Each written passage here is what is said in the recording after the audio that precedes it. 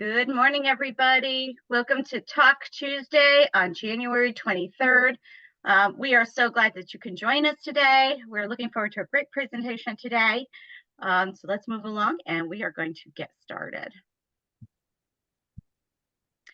And we want to welcome you. I am Christine Killand from the State Education Resource Center. I am here with my colleagues, Stephen Prophet, Anne-Marie Cordisco. Elisa cannot join us today, but we are also here with Holly Ryan too. We're happy to join with our CSTE partners, Carrie Sullivan Custer and Jay Brown from the State Department. Today, we have a really great presentation on improving attendance by addressing homelessness and housing instability. We are here with Louis Tellerita, who works out of the Office of Student Supports and Organizational Effectiveness. So we're so happy that Louis can join us today. I will be wrapping up at the end with just some upcoming attendance and engagement meetings, and just to have a little chat about that as well. So of course, we always want to give you some information from the Superintendent's Digest, and you could access it through the link or through the QR code. What's really great about this is there's just different resources for different needs. So feel free to kind of dive in, hit the QR code, or once you get the slide deck to access it. And there's things here, just even CSD launches a K-2 science model curricula. There's also the virtual LEAP 101 trainings. We have one more left. And I believe I forgot to put the date in there. I was ready to do it, but I think it's next Monday. Am I right on that? Yep, it's January 29th. 29th. So please register for that. It is right now the last one of this series. So if you would like to join us, that is a great opportunity to join us for that last one. Hopefully there's more to come, but for right now, if you want to really participate in that, definitely register. And moving along, there is some guidance on civil rights protections and supports for transgender or gender diverse students. There is an internet safety training, and there's a January 25th, I believe it's occurring on January 25th. So if anyone's interested in that, register for that as well. There is also a forum on education on literacy. And there's the Increasing Educator Diversity Plan Support webinar, and that's coming up on February 8th. So if anybody would like information further, just definitely click on the link. We also wanted to do one more final announcement to the high school affinity groups. We have a session coming up this Thursday, January 25th, from 9:30 to 11:30. It's at the CERC offices in Waterbury. We are really focusing on student voice and belonging. So we really love this. It's a 2-hour session. It's very collaborative. There is some kind of content takeaways. This one happens to have student voice. We have a student panel to really talk about their lived experiences and how you could create that belongingness and connectedness in the high school level. It's going to really be a great time to come together. The registration link is at the bottom. The contact info, if you have any questions for registration, is Holly's email, and the content piece is Anne-Marie's email right there. So we really invite you to join us. It's a great conversation, and last time there's so many great takeaways. I'm going to turn it over to Carrie Sullivan. Great. I just want to touch back for a second on the new guidance on civil rights protections and support for transgender or gender diverse students that was released on, I think, let me see, on the 11th, and call your attention to that. It's an excellent resource. I went through it this morning.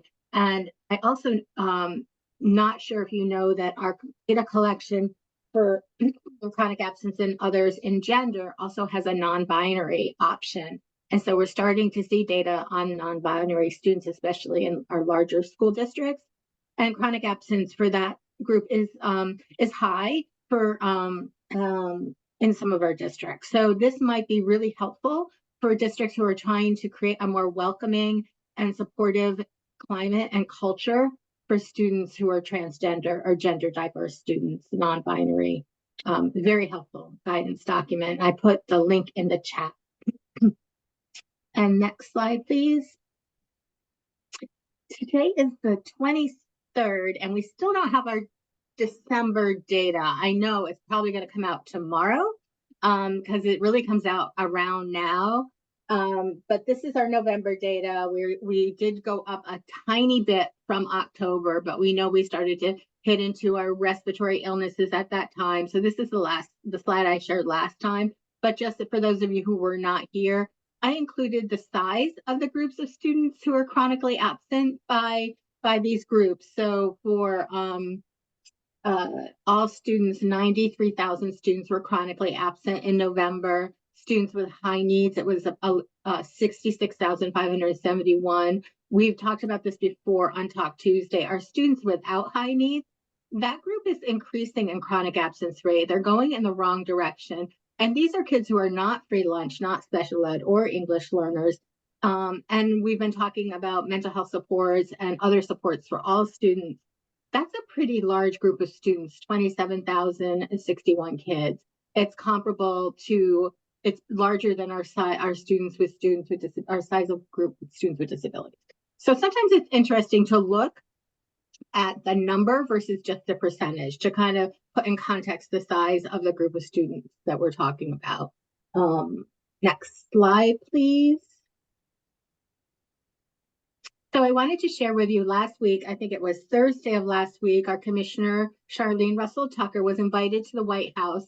They had an event called Improving Student Achievement Agenda, and she spoke about our efforts in Connecticut on attendance and engagement. She spoke about the learner engagement and attendance program. And so I put the link here for these, and I'll put it in the chat once I stop speaking. You can watch that recording, or you can there's a fact sheet you can link to see what the White House's new agenda is for 2024. It includes high dosage tutoring and summer learning, and chronic absence are the 3 pillars. Next, the other thing I wanted to just mention, the commissioner was in New Haven on Friday to celebrate their improved attendance with them. They were able to reduce chronic absence from November of 2022. They were at 45.4%. Then in November 23, they were at 32.9%. I just want to congratulate New Haven on this hard work. I know a lot of districts are seeing improvements from last year, and I encourage you to celebrate the positives. Look at what's happening. Where are you seeing success? And success drives success, right? And so give everyone a pat on the back. Our chronic absence rates are down quite a bit from last year. And so please consider that. And if you let me know if you're having celebrations, and I can connect it to our communications office and our commissioner's office, so everyone knows. Let's see. And then today there is a national webinar with the grade level reading campaign that is going to have Connecticut. Myself and Francisco Beres from LEAP are going to be presenting on Connecticut's Learner Engagement Attendance Program and our efforts on attendance, which we could not do without all of you. We know we have 14 LEAP districts a grant, but we've had over 80 districts have had people trained in LEAP in Connecticut. So it really has taken on a life of its own. And the LEAP 101 trainings have been just really, really busy and popular. So, I wanted to share those things with you as well. Any questions? No. I'm going to turn it over to Caroline Calhoun at Advance at this point to talk about the attendance awareness campaign. Oops. This is the flyer for the LEAP 101 training. The last one is Monday. And here's a short URL if you want to have people signed up in your district. Go ahead and do that. It's 2 hours. It's virtual. And we will be scheduling another series, but it is not scheduled at this time. So we encourage people to take advantage of this last training for this series. Okay. Good morning, everybody. Thank you, Kari. My name is Caroline Calhoun. I am a professional learning and attendance specialist in Litchfield at Advance. We are the Northwestern Regional Educational Support Center, RESC. And I do a lot of work alongside Kari around the state doing attendance support, and I co-coordinate LEAP alongside Francisco Baires at CREC.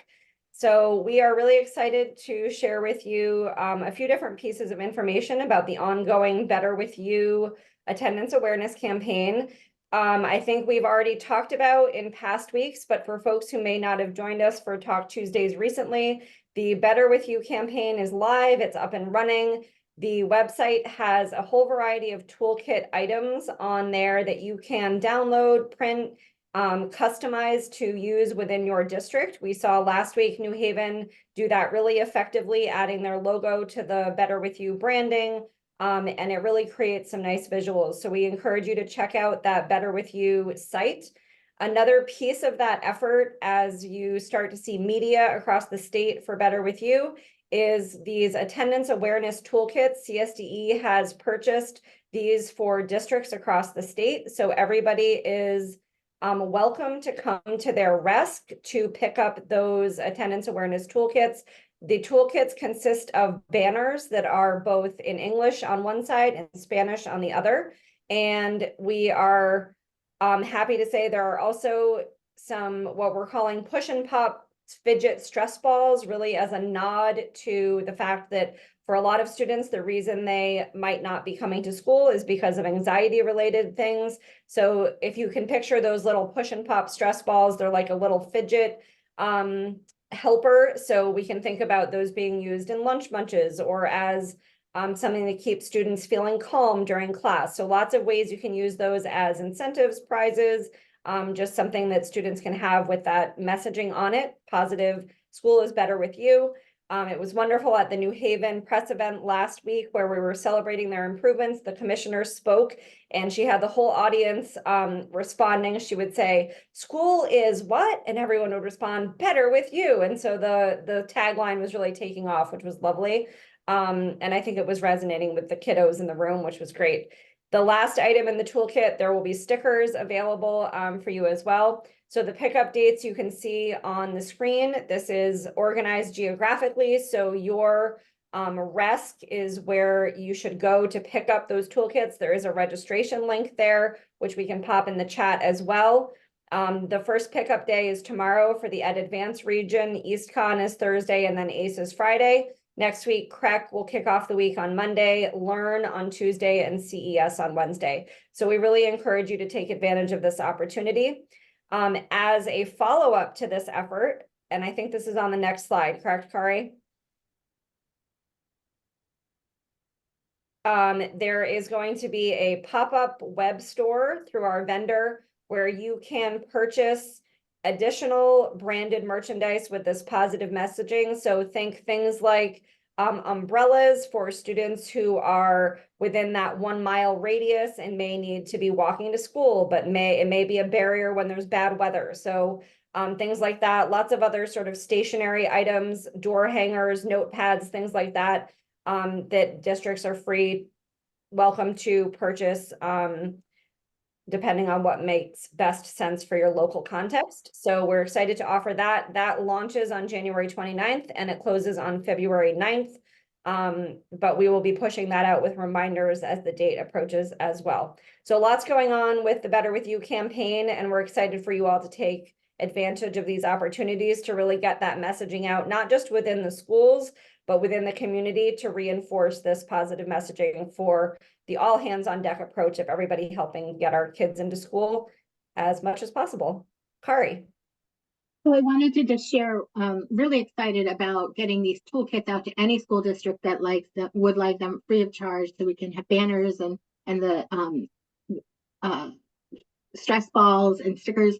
And then what I want you all to think about when you're looking at this pop-up website where you can purchase more things for your toolkit, to think about those root causes why students are absent and what you might be able to use from this toolkit to support attendance. We've put umbrellas in there for walkers who may be coming for running on rainy days, or for teachers, there's children's size and adult size.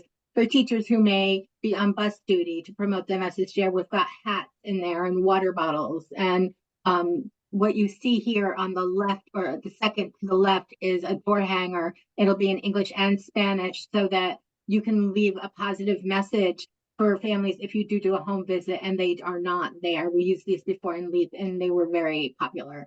So we encourage you to visit the site, but we also wanted you all to know that you know, we are providing things for free for every district. So if the budget isn't there, you will have the banners and the stress balls and the other things. So thank you. Thank you, Kari. I did just want to mention, I'm seeing some messages in the chat and questions about if you're not available to get to your RESC on the designated day. Ideally, somebody from your district can get to that pickup window. It doesn't necessarily have to be you, but somebody from your district, if they can go pick it up, that would be great. We have intentionally scheduled these for a relatively short pickup window on one day, essentially because of storage capacity issues. So we were trying to make it a little bit more streamlined for the RESC so they weren't having to store a lot of bulky materials.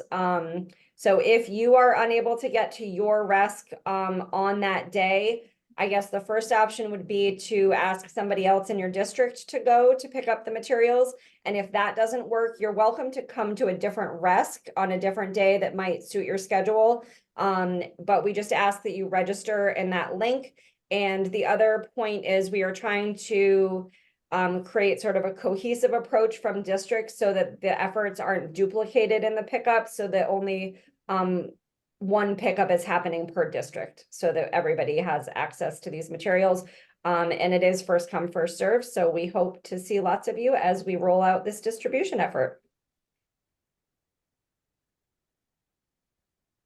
Thank you, Caroline. So there was a question in the chat about where is New Haven, and that would be at ACES. Could you go back 2 slides for the, so ACES is on Friday the 26th at 205 Skiff Street in Hamden. They're all from 10 to 2 to sort of cover who can come in the morning, who can come in the afternoon. And we really want you to coordinate this with your district office so we don't have 5 people from one district coming to pick up the materials. You are allowed to add your school logo to any of these materials, Cheryl. And so go to the back to the slide we were on before, not this next one.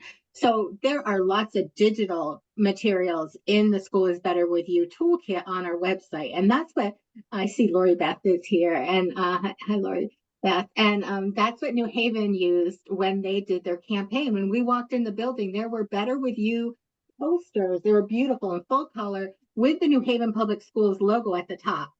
And it was just wonderful to see these vibrant pictures and messages throughout. We were at John C. Daniels School in New Haven, and it was fantastic. And so you can put these in all your schools. Okay, I think any other questions about that? Go to the chat. All right, I'm gonna turn it back to this is here. I put this in last week. Don't miss the Talk Tuesday. You'll see we've had lots of diverse conversations, and you can go back and watch the recordings. We had a conversation about multilingual and immigrant families and supporting them, mental health and attendance, school-based mentoring. Hartford did an amazing presentation on their tools that they use for their ACE team. And so there's lots and lots of information on the past Talk Tuesday. So if you have missed them, feel free to go back and watch them. I think that's my last slide. Yep. Thank you. Good. Thank you so much, Kari. All right, so I would like to turn it over now to our speaker for today, and Louis Tellerita on improving attendance by addressing homelessness and housing instability.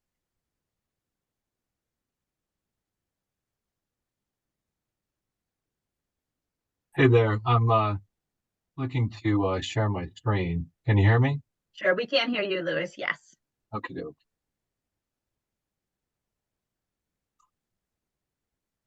And can you see me now?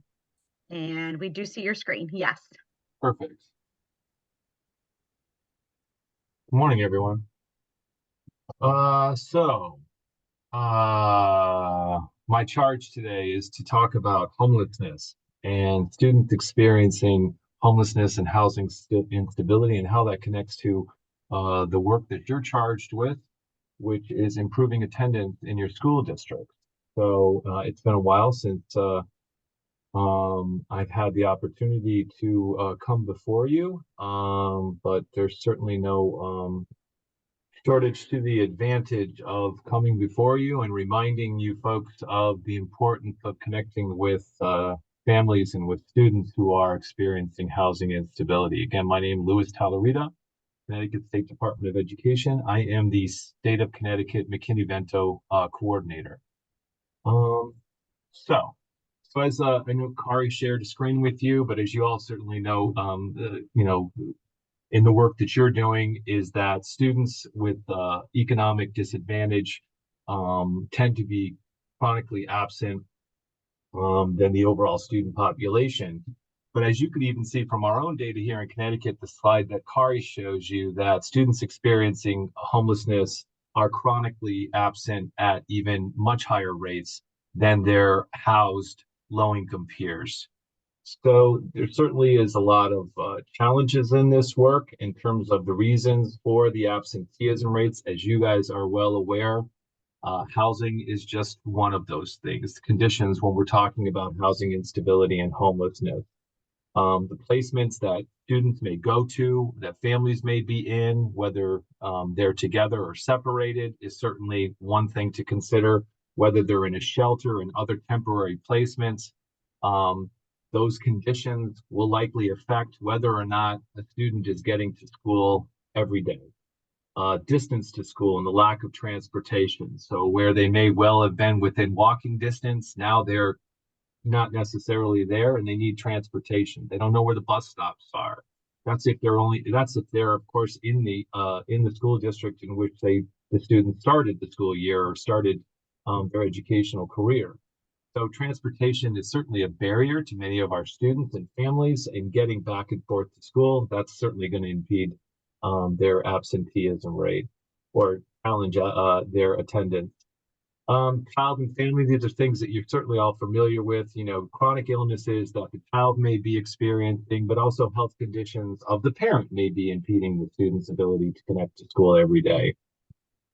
Any special needs challenges for students that may not have been addressed by the school district, but also special needs challenges as it relates to a parent. And in being able to ensure that the child is up and ready for school and off to school and all those things that come in the way. Certainly complex family dynamics that may be involved. Even simple basic needs like the lack of clothing or school supplies that may impede the child's ability to, get to school or be in school that day. And then certainly we know that prioritized employment, but parents prioritizing employment may lead to the students not getting off to school on time or at all, right? Or the lack of childcare that they may have. I know that there's, certainly evidence that some older children may be required to stay home and take care of other younger children that might not be school aged, or maybe when the child is sick, instead of a parent who has to go off to work, and they're prioritizing that employment because of their economic challenges for the family. So there's no shortage of reasons why, and it can all become, certainly fairly complicated, right? And so are the solutions. So what can districts do? Well, my belief is that the primary thing that school districts can do and that they're charged with is to identify students in homeless situations, right? Identify what those living conditions are, their primary nighttime residence is, and ensuring that the law is carried out accordingly, right? With regards to students who may qualify under the McKinney-Vento Act. There are rights, there are protections, and there are supports that are available to these students that may not be available to other students. And they may be that special tool that, as folks working in the attendance field, may be able to harness as keeping a child in school every day. So it's important that these protocols and procedures, right, policies, etc., are used to ensure that all homeless children are in school. And we're going to kind of go over that again, but all the blue links that I'm created in this webinar for you are important. This connects directly to the law itself. So if you want to connect directly to the statute, which is lengthy, right, to have an understanding of how it reads and to base up your level of support as you're going forward, you can certainly link to the law through this website, or through this presentation, but also through our State Department of Education website. basics of the McKinney-Vento Act. So I'm not going to get into every detail in terms of the protections available to students, but there are certainly some important ones to consider. But as far as background, this isn't a new law, okay? It was authorized way back in late 1990s, like 1980s, right? It's been reauthorized several times, most recently as part of the 2015 ESSA. It is the primary piece of legislation that is specifically related to children and youth experiencing homelessness and keeping them in school. Education subtitle. It requires that all states and local education agencies designate state coordinator. And That's it's my because rule. she Sorry about that. That's not me, but and local homeless education liaison. These are folks that are designated in every school district throughout the country, throughout Connecticut, that are designated with the core responsibilities in a district to ensure that the McKinney-Vento Act is carried out accordingly, right? There's duties that are attached specifically in the legislation itself. So you can kind of look at that to see what a school district is charged to, and what a liaison is charged with. If you're not aware of who your LEA homeless liaison is, we have a directory that's updated constantly. It's live. It should be as of date. Districts are asked, just as they're asked to put the attendance coordinators, etc., into our EdSite database. They're asked to ensure that the information that is related to the designated McKinney-Vento liaison is kept up to date as well. So you can search that database if you're not familiar with who this person is, but is the key person in your school district in charge of the responsibilities of overseeing the law. The rights and protections for students. Some of the basics are school selection. You know that children who are experiencing housing instability or homelessness have the right to stay in the last school that they attended. That's what we call the school of origin, right? So while they're homeless, they're entitled to stay in that school, and they're entitled to receive transportation to and from school, okay, to their school of origin. That's important. It's pointed to as being in the best interest of every child experiencing homelessness, unless it's against a parent or guardian's wishes, all right? So we're always pointing to the school of origin, where that child was in school prior to becoming homeless and staying in that school. And yes, districts have the responsibility to ensuring that they stay connected, even if it means additional transportation route, inside or outside the school district. Again, all of these links connect directly with the topic area that I'm discussing with you, so you can take a look more at school selection. You can take a look more at transportation, what a district's required to do.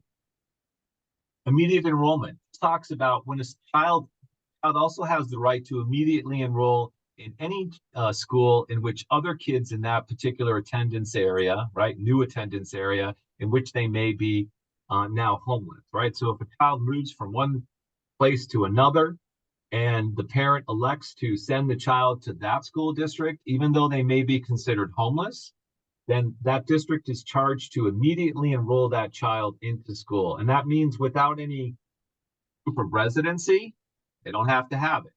Immunization, school records, it doesn't mean they don't have to have immunization. It doesn't mean that they don't have to have health records, etc. It just means that we have to set that aside for the moment and get that student who's considered homeless to be enrolled into school immediately. You can see how this benefits the child, right? I'm preaching to the prior, right? There's no reason for delay, right, to get that child into school. And even the other documents that a district may normally require in order for the child to be enrolled in school. Keep this in mind. Whatever your local policies are for enrolling children, right, you may have to set them aside as it relates to a homeless child, because federal law trumps your local policies. It also trumps any state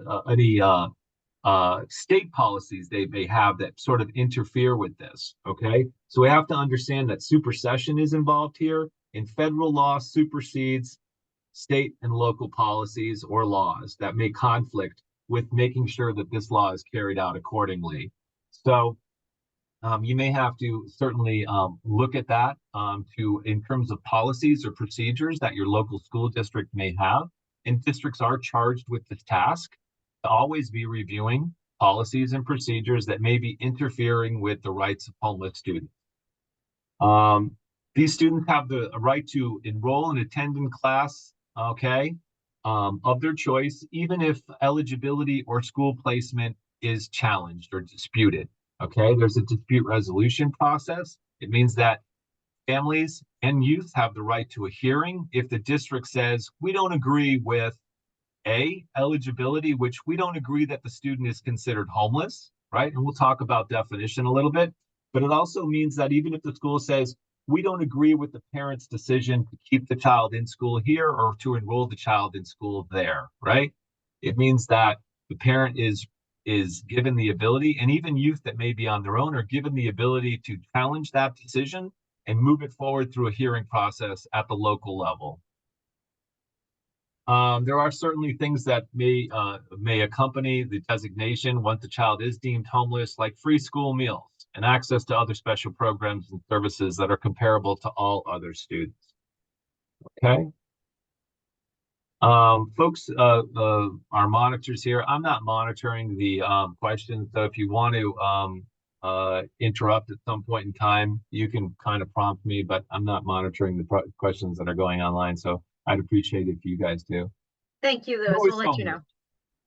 Who is homeless? Under the law, there's a definition, right? It talks about who is considered, and that's what we talk about in terms of eligibility, right? Any individual who lacks a fixed, regular, and adequate nighttime residence is considered homeless under this definition. And it includes children and youth who are in various situations. So the law goes on to describe various situations in which a family or a youth may be considered homeless, right? Sharing the housing due to loss of housing or economic hardship. We often refer to this as being doubled up, okay? Does that mean all families that are sharing housing with other people are eligible? No, it talks about sharing the housing because they've lost housing or there's another economic hardship or a similar reason involved, right? It doesn't mean that families who decide that, hey, it's going to be best for us to share expenses, to rent an apartment together, right? Or buy a house together or whatever it may be. Sharing housing doesn't equal homeless. It shows specific circumstances in which we're accompanying the loss of housing or an economic hardship or something similar that has potentially forced or, put a family out of what was stable housing into a temporary situation. Living in hotels, motels, trailer parks, campgrounds due to lack of alternative accommodation. Again, does it mean that all families living in trailer parks or campgrounds specifically should be considered homeless? No, it's basically because they lack alternative accommodations.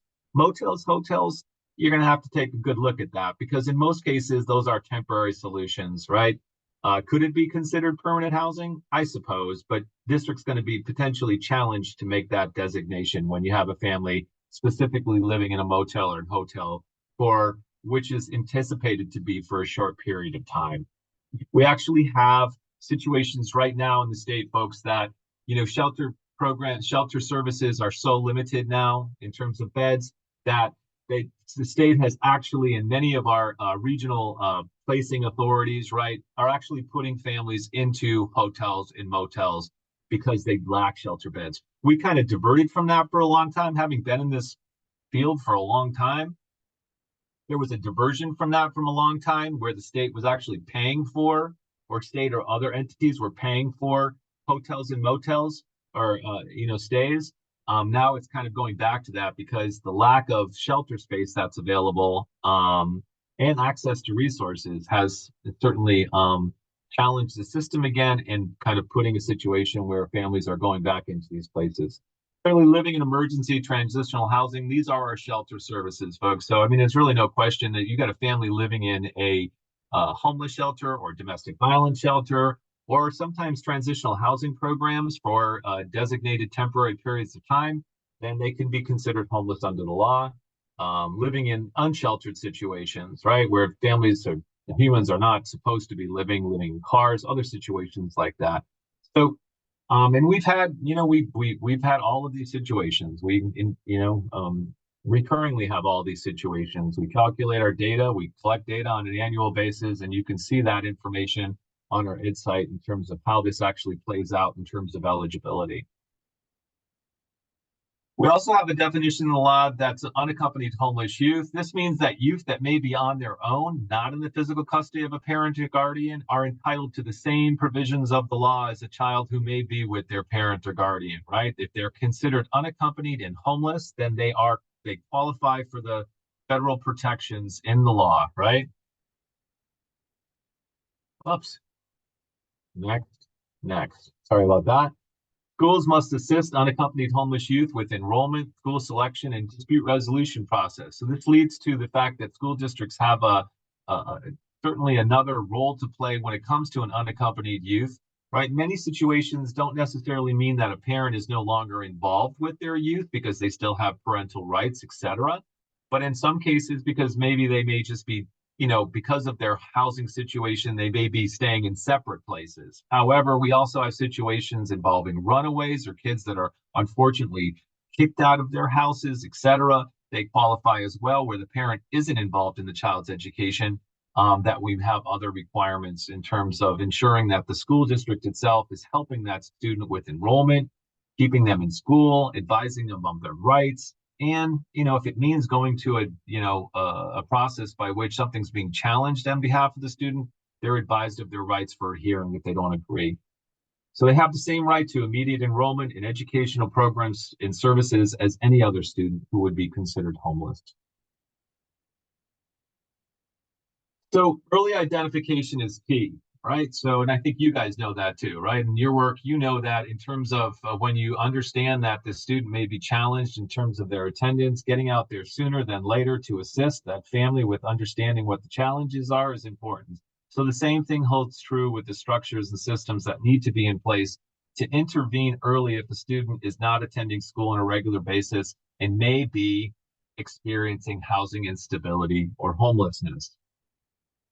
In terms of the law itself, we always see that identification is the foundation of this, right? Because if we don't know who these students are, we don't know if they're experiencing homelessness or housing instability and deemed McKinney-Vento eligible, then they may not be getting all of the supports and services that they need in order to be successful in school, right? In order to be successful in their attendance, right? So it's key. Identification is key. Once identification takes place, yeah, you still have challenges as a result, but you also have that layer of protections that are being, provided to these students, the supports and services that they're entitled to. So these are all tools that the school district can use to support that student. There may be other things that maybe not entitled to under the McKinney-Vento Act, but other things that the student is entitled to or should be getting as a result of just being in school. So making sure that they're connected to all the supports and services for which they're eligible.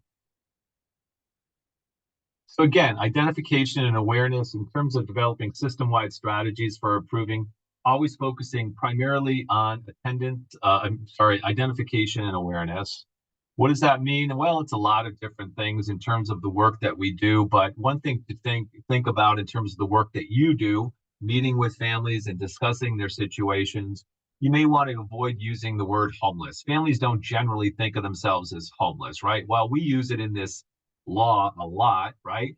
Sometimes we like to think about McKinney-Vento eligible, or like we talk about housing instability, but not necessarily technically homeless. Families don't necessarily gravitate to that term, certainly. In fact, they may not see themselves as homeless, given the fact that we looked at all those various situations, right? They're sharing the housing of other people because they lost housing. They may not be considering themselves homeless. They got a roof over their head, but by statute, they are considered that. But kind of looking at that and examining your practices, what you're doing with families, kind of avoiding that word if it's possible, in terms of, that process of identification. Providing awareness activities to all staff. So the more people that know about the statute and this law and the protections, et cetera, and the conditions of homelessness and housing instability, the better.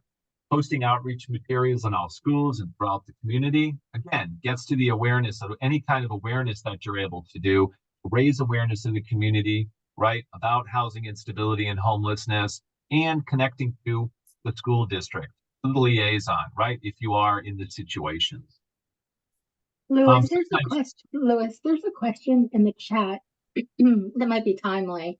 Do you want me to read it or you want to take a look at it? Sure, go ahead, read it. You want me to read it? A Go ahead. a family became homeless, went to reside with family in another town, so we considered them homeless.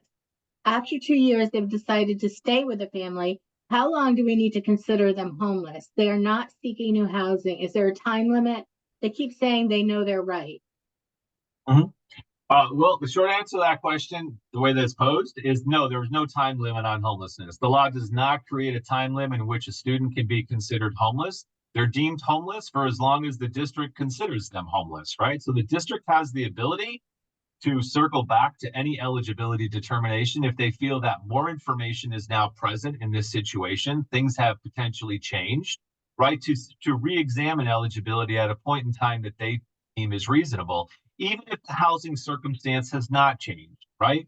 So if they're sharing the housing with other people, like in the case that you say, at the onset of the situation, the school district decided, hey, this student's homeless, right? They just recently lost housing. They're now sharing the housing. They expect it to be temporary. Okay, district applies eligibility. Somewhere down the road, I think you said 2 years, right? You're looking back, the liaison's looking back at the situation, the school district's looking back at the situation, and they're deeming them, we decided they were homeless 2 years ago. You're still in the same situation. You have no intentions of leaving. Can we circle back to the definition? Can we now consider this to be fixed, regular, and adequate? Maybe. That's a district decision, right? Are they still sharing housing? Yeah, but maybe it's not because now they've lost housing. Housing was lost 2 years ago. I don't know about economic instability, but all those factors need to be considered, right?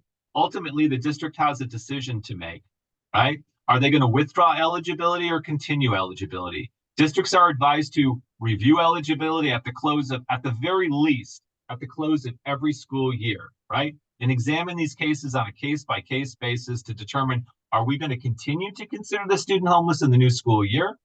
Or are we going to potentially make a different eligibility determination? We may be withdrawing eligibility. Okay, what does that mean for the student? Are they going to lose their placement in school? Are they going to lose some kind of support or services as a result of that eligibility changing? Certainly, if so, eligibility or any kind of school placement challenge that's being put into question, it's required to be put in. You can look back at the dispute resolution process that was linked here. Districts are required to put that information in writing, their decision in writing, and they give them the right to a hearing if they don't agree with it. That's the compliance with the statute. Okay. So no timeline, districts are keeping track. And from a perspective of improving attendance and, relationships with families, our framework and principles for family engagement, our families are our partners. So I wouldn't say that this would be done in conversations with families to understand their position. Maybe that doesn't need to be said, but I just wanted to say that. So that districts understand the parents' perspective. Yeah, I mean, there's nothing that would suggest that the use of a home visitor can't certainly be introduced or be a part of these situations. I would probably encourage the use of home visitation. There's nothing that's required under statute for McKinney-Vento purposes, but as I've been working here with attendance folks that do employ the use of home visits, like putting these people on your radar and revisiting back and circling back to their needs and to their situation to understand what's happening. You're in the house, you see the situation, at the very basic level, you could be describing whether or not the situation is adequate, right? Because you are eyes on the ground when it comes to going into a housing situation. So you could be advising the district as, hey, it may be fixed, right? It may be regular, meaning they're staying there night after night, but I can tell you, having been there, it's not an adequate situation. It's overcrowded.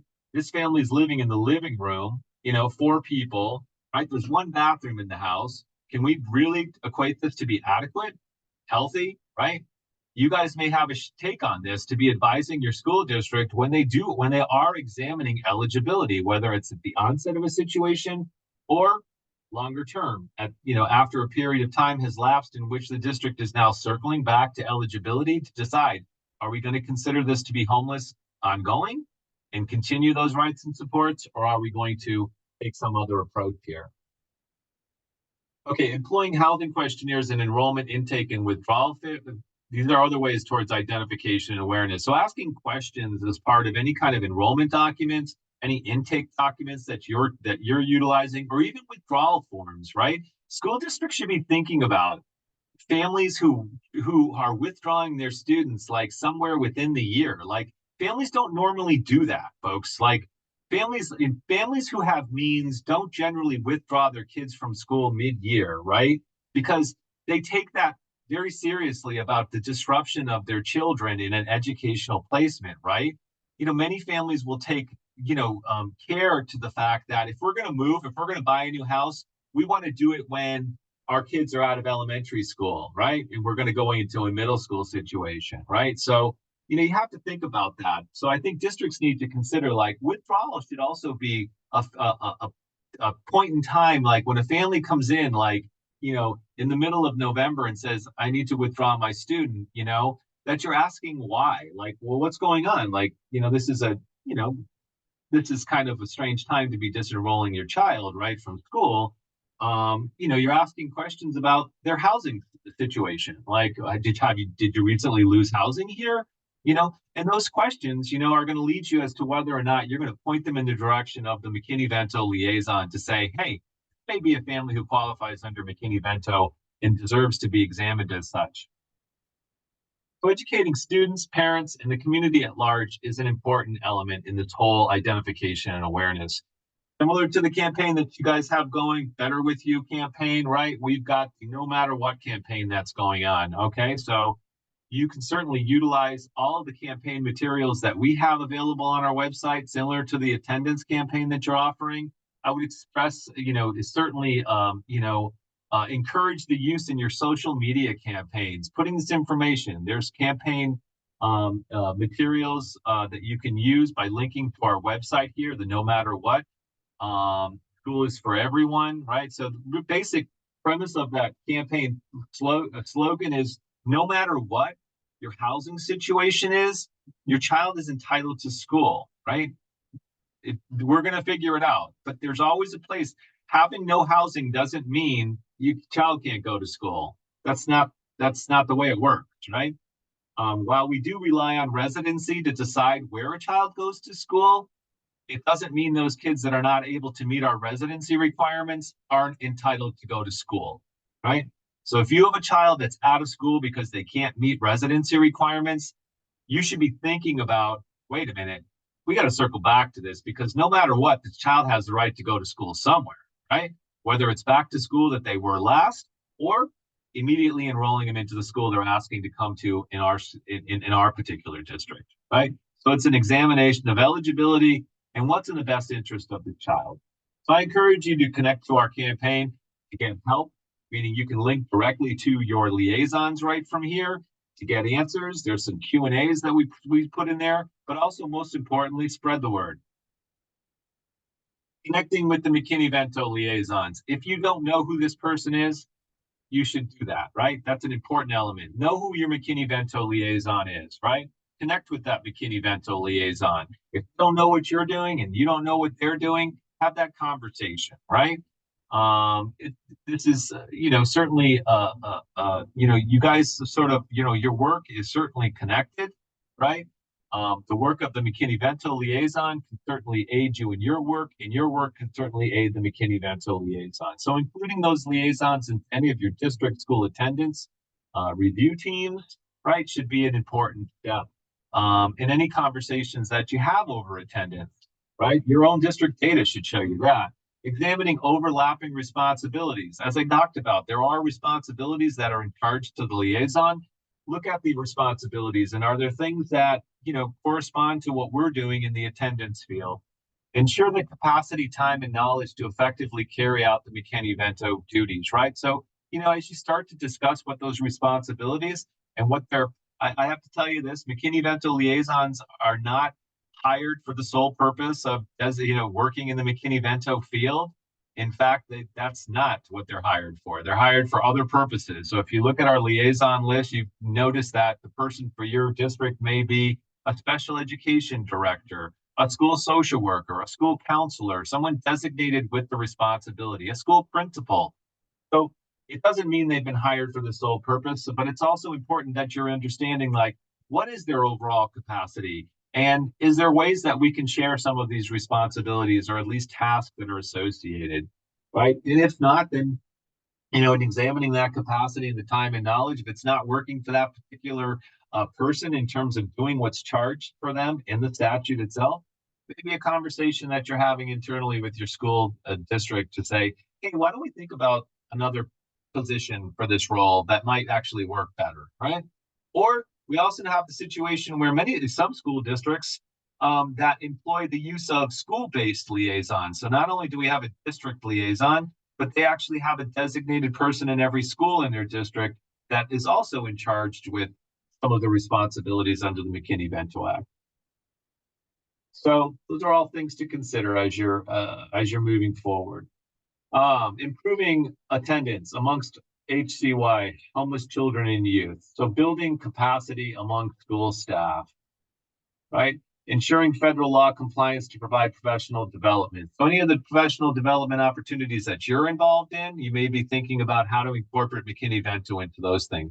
Same thing goes for whatever awareness or training opportunities that are taking place for McKinney-Vento purposes include, sharing information about what you're doing. So kind of working on in terms of cross-training and meeting events that both parties, like not just the McKinney-Vento liaisons, but your district folks, attendance folks, are leading to the same sort of conclusions over what's happening with McKinney-Vento and what's happening with homeless children and youth. It's important, part of the task of a McKinney-Vento liaisons is to ensure professional development is going out to staff and teachers and secretaries and counselors and bus drivers and principals. There's no shortage of who should know about the statute, right? So it can lead back to identification, right? The more people that know about the law and protection, the better. And reinforcing any kind of LEA awareness and outreach opportunities like we've already discussed. Examining and monitoring data that's related to homeless children and youth, right? So certainly to examine homeless children and youth data is important. So looking at what is your district doing in terms of identification, right? You can look right to your own district, determine how many students are we actually determining homeless in a given year, right? We report that data to the federal government, so we are collecting that data, but your districts are the ones, the source of that data. So pointing back, what is our homeless children and youth data showing us among grade levels, amongst our schools, amongst the entire district, right? Both past and present data, right? Making sure that it's accurate, thinking about, is this information make sense to us, right? Certainly when questions of no data come up, right? Like if you're looking back and you see that your district is reporting no data on a regular basis, that should be questioned, right? Low reports of students or unaccompanied youth, right? If those reports seem to be rather low considering what your other district's socioeconomic data shows you, right? You can be examining that amongst your free and reduced students, right? You can be taking a percentage. There's research studies that show that at the very least 5% of children who qualify, who are under the federal poverty level, are likely experiencing housing instability and homelessness in any given year. That actually raises even higher, right? So some places it could be 10, 15, 20%, right, of those kids that are living in poverty. Free and reduced students are some way to attach to that information. Take a look at your free students in school lunch and then determine, hey, let's take a look. Does our threshold in terms of the number of students that we've been reporting even meet 5%? Because if you're saying no, then there's probably work to be done. Also looking at other community data, like poverty data among families, foreclosures and evictions that are taking place, right? Also thinking about the availability of affordable housing in your community. If you know that your community is rather unaffordable and there's not a lot of rentals and there's not a lot of housing opportunity for families, and that may be pointing in the direction that you'd have families who are disrupted from housing in your community that are likely going to potentially fall into this category of homeless or housing unstable. But also taking a look at your own attendance data as it works with these students to determine, are there any other signals that we can be putting into play, right? When we are doing our attendance monitoring and whether or not we're kind of pointing into that homeless identification piece. And then once you've identified, watching among those homeless children and youth, so that you can intervene quickly when there's any challenges or disruptions to their attendance. And disaggregating data to determine any trends, to identify what those needs are, and select strategies to address any barriers or concerns that you have with whether it's with one student or whether it's with a lot of students in your districts. And taking a look at your data is important. Connecting students to the services. Connecting directly to school nurses, social workers, school counselors, and other school professionals. Right, providing services and educational programs that are comparable by other students. So we know that students who are eligible, McKinney-Vento eligible, are categorically eligible for support for the same services that other students in your district receive for Title I Part A. Doesn't matter whether your school is considered a Title I Part A school. The fact is that these students are eligible no matter where they are. So considering what are these Title I services that we're providing in our schools, right? What are the supports and services that those schools offer to students in those schools? And do we have something comparable to provide when we have a homeless child or youth, right? That we should be able to provide to them. And it also requires school districts, Title I, to set aside funds specifically for homeless children and youth. So when unique circumstances arise, there is a pot of money to go to that you may be thinking about in terms of gaining access to the support or service that that child needs. So these students certainly would be reviewed and they're provided with the accommodations similar to any other students under special education. There are some additional requirements under IDEA for homeless students. I won't get into that right now, but there are things that should be considered. Dual language supports, any VOTEC programs, gifted, talented programs. In general, in general, these students are eligible to receive the same supports and services as all other students are entitled to. Okay? Yes, Kari. And there's a question in the chat. I know we're running out of time and I want you to get through your slides from Kate Masha, and it has to do with IDEA. So a homeless student who needs parent presence for PPT, but we can't get in touch with a parent. Any part of this law allow us to move forward?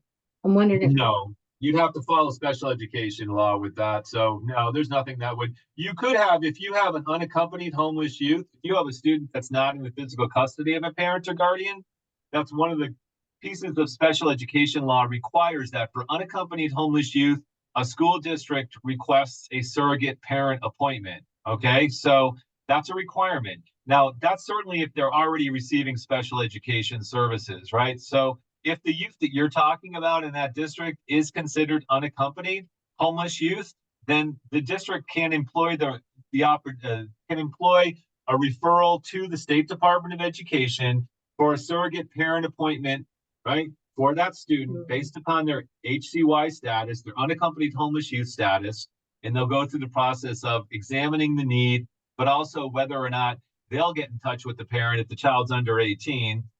To see whether or not they oppose, right? They don't want it because they still have parental rights, likely.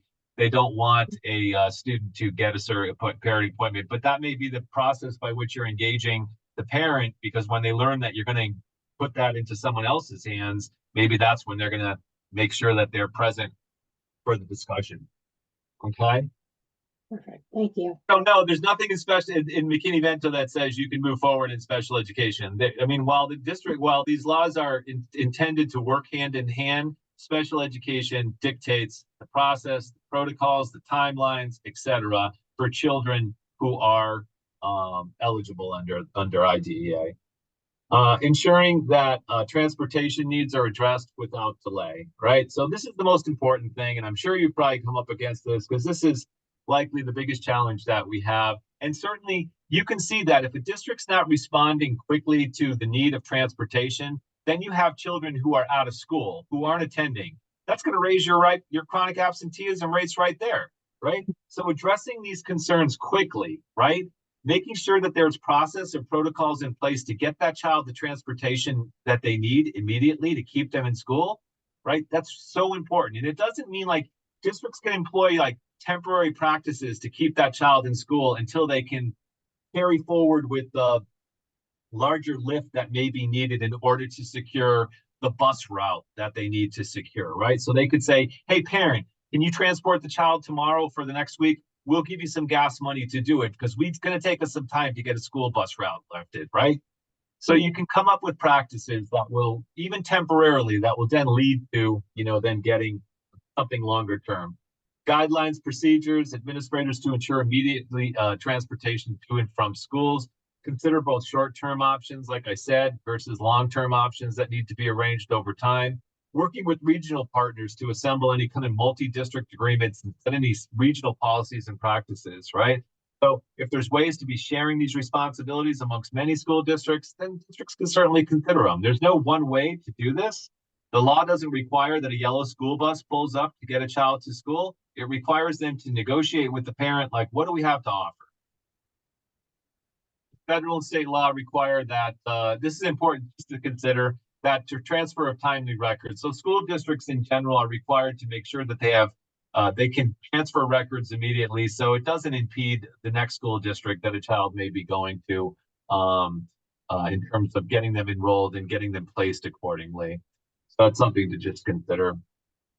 Overall, collaboration is key. So working and planning together to address the challenges, barriers, and solutions is certainly instrumental among all school district programs and departments. So there's not only, you may have a McKinney-Vento liaison, but there's no shortage of work, right? That could be employed. Everyone can share responsibilities. Community collaboration with housing and homeless service providers. I get the question pointed toward me all the time. Where do I go for housing? Your guess is as good as mine, folks. I don't live in your community. I can't direct you to those housing resources that are available in your community. You need to collect with those housing authorities. You need to collect with those people that are doing this work on the ground in your communities. We can certainly connect you to those people, but you got to have these conversations with them. Engage families in full, equal, and equitable partnerships, and inter-district partnerships are certainly important as well. But regarding the housing, there's some places to start. 211, they are the front door, right? While it may not be working for every family, I can't help that, right? Our charge is education, right? We need to ensure that kids are in school. We can't fix the housing situation here in our state. We can advocate, right? But it is what it is.